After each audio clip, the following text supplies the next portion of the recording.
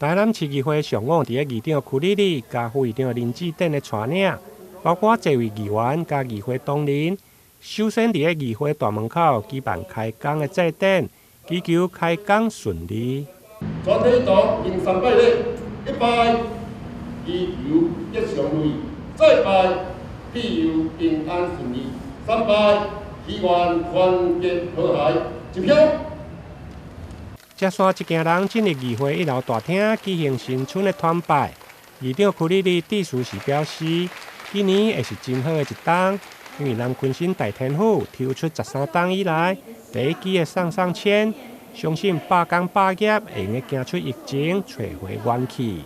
今年也是真好的一年，咱的南昆新大天府睽违了13年，抽出了国运的上签。相信新的一年，台湾一定会愈来愈好。台南市议会嘛希望台湾社会尽早行出疫情的影响，社会上的百工百业较紧找回元气。所以台南市议会伫今仔日新春开工团拜的时阵，除了互相一声恭喜新年，咱嘛更欢迎市政府提出后疫情的振兴温暖方案，送入议会审查。台南市议会无分党派，每一个议员对着台南市民伫个疫情所受损的，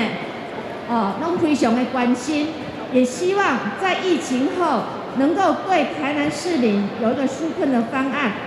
让市民对新的一年有所期待。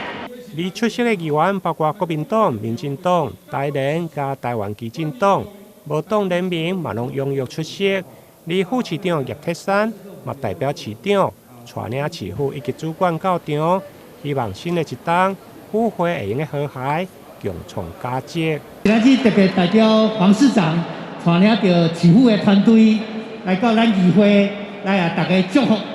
祝福大家以新的一档拢会当非常的平安。非常的顺利，咱的疫情会当以咱邱议长的带领之下，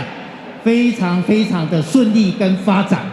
伫个新春团拜过后，台南市议会嘛特别捐赠3份的慰问金，分别予北台南甲南台南的家扶中心以及马二甲之家，希望帮助未婚妈妈甲单亲的儿童会用行出困境，哪过哪好。台南新闻林根采访报道。